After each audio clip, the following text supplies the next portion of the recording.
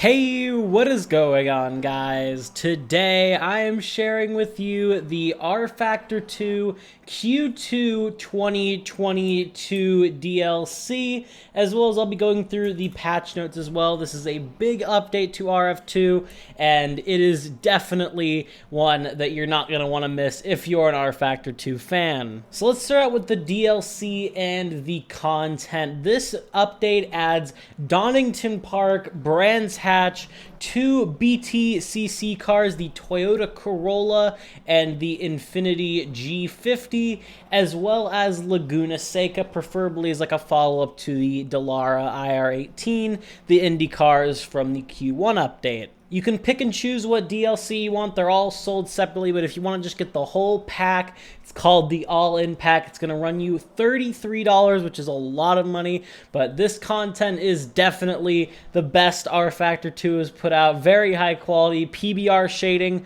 on all the tracks as well as the cars.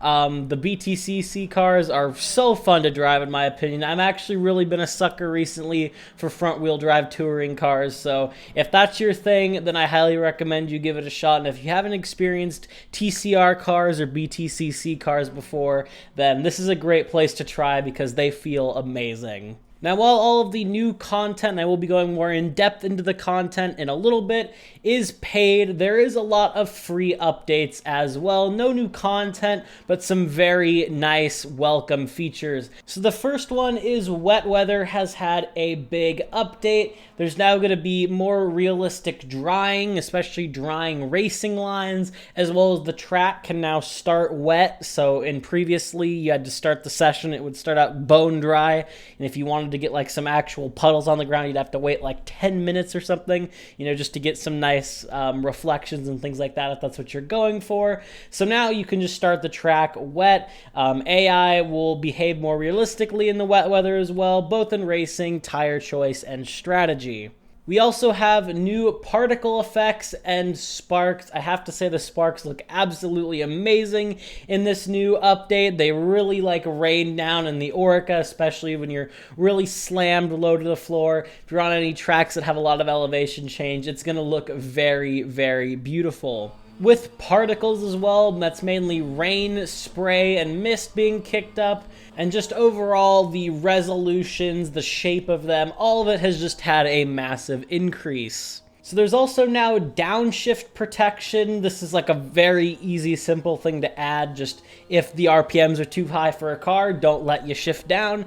So if you were blowing up your car somehow or really unrealistically revving your car, then I guess this will help you out there. There's also engine and brake cooling being simulated now, so your engine can get overheated as well as your brakes can get overheated, but they can also cool down and become really cold.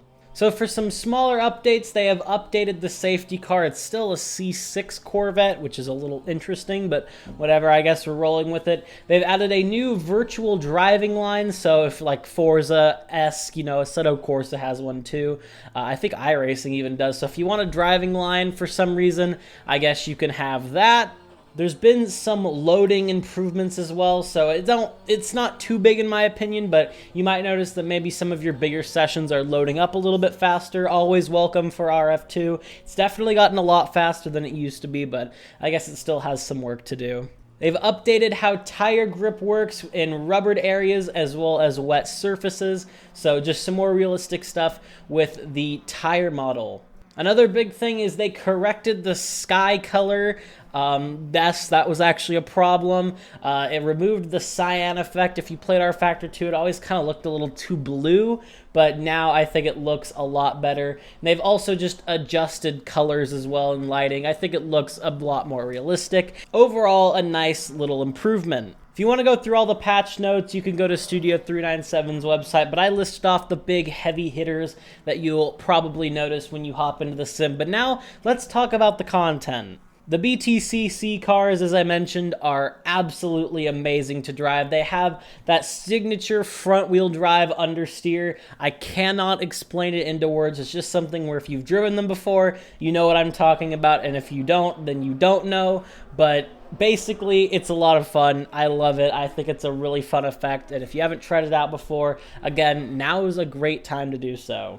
Also, I just now noticed I forgot to mention there's a whole new sound system in the game. A lot of engine sounds have been updated, and the BTCC cars came with this new sound engine and improvements. I don't think it's a whole new engine, but updates to it, and they sound absolutely amazing as well. Some other cars that got updated were the Orca 07, the GT3 cars, as well as the Indy cars. I don't know if all of them got updated, so take that with a grain of salt. Maybe they all did, maybe they all haven't. I don't know yet.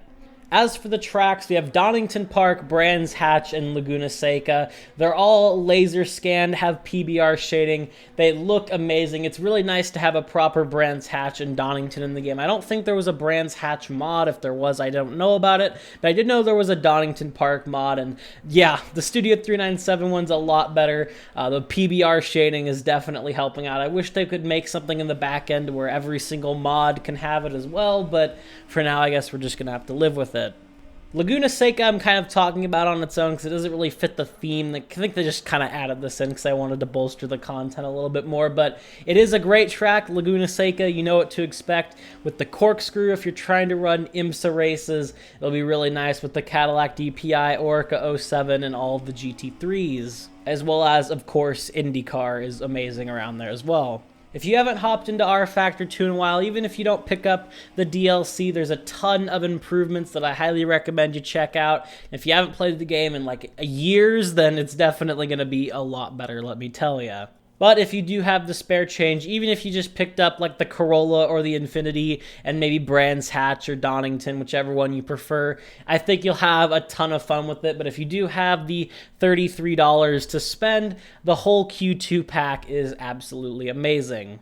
I love what Studio 397 are doing with these quarterly updates. I really think rFactor 2 is on a great path right now, and I hope that in, end of next year, beginning into 2024, especially when we have Assetto Corsa 2 coming out around then, it's really going to need to put everything on the table, and who knows if we're ever getting an rFactor 3, but for now, at least with all of Studio 397's licenses that are now just sitting around, I'm not complaining about all of the new rFactor 2 content because it really is top quality.